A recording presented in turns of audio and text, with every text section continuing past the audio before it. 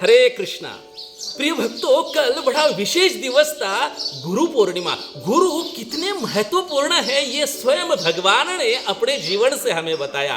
त्रेता युग में मर्यादा पुरुषोत्तम प्रभु रामचंद्र जी आए तो उन्होंने भी गुरु का स्वीकार किया, गुरु को स्वीकार किया। भगवान श्री कृष्ण पूर्ण पुरुषोत्तम भगवान श्री कृष्ण द्वापर युग में आए तो उन्होंने भी गुरु का स्वीकार किया, और वही भगवान श्री कृष्ण कलयुग में चैतन्य महाप्रभु के रूप में अवतरित हुए तो उन्होंने भी गुरु को स्वीकार किया।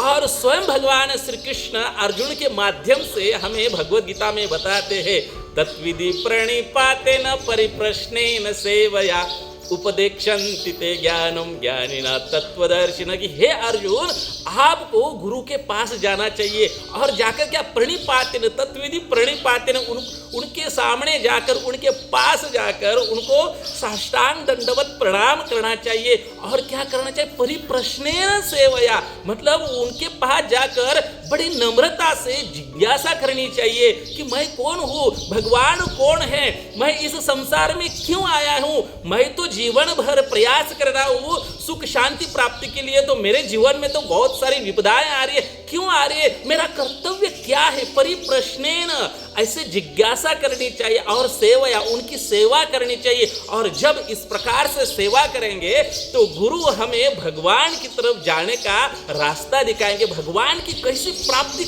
करे ये गुरु हमें ज्ञान देते हैं। और आचार्य कहते हैं कि गुरु मुख पद्म वाक्य चित्ते ते कोरिया एक, गुरु के वचनों को हमारे हृदय में हमें धारण करना चाहिए, गुरु के आदेशों का हमें बड़े दृढ़ता से पालन करना चाहिए, उनके वचनों पर विश्वास रखना चाहिए। एक बहुत ही सुंदर प्रसंग याद आ रहा है रामायण का। माता शबरी माता, उनका जो जन्म था वो एक भिल्ल समाज में जो जन्म हुआ था, और कुछ तथाकथित विद्वान लोग बड़े उनकी घृणा करते थे, उनको बड़ा तुच्छ समझते थे।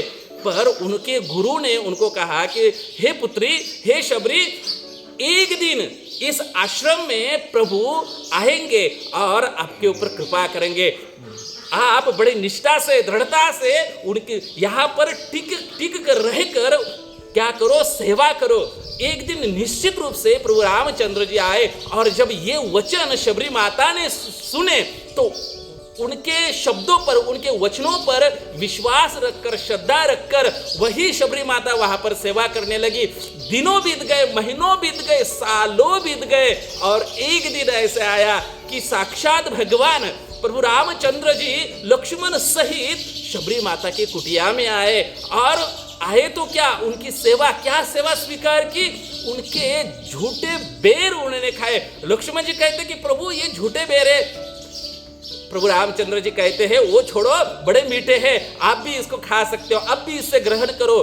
तो प्रिय भक्तों, गुरु मुख पद्म वाक्य चित्ते ते कोरिया एक, गुरु के वचनों को यदि हम हमारे हृदय में धारण करेंगे और उनके आदेशों का पालन करेंगे, निश्चित रूप से एक दिन कृष्ण की प्राप्ति हो जाएगी।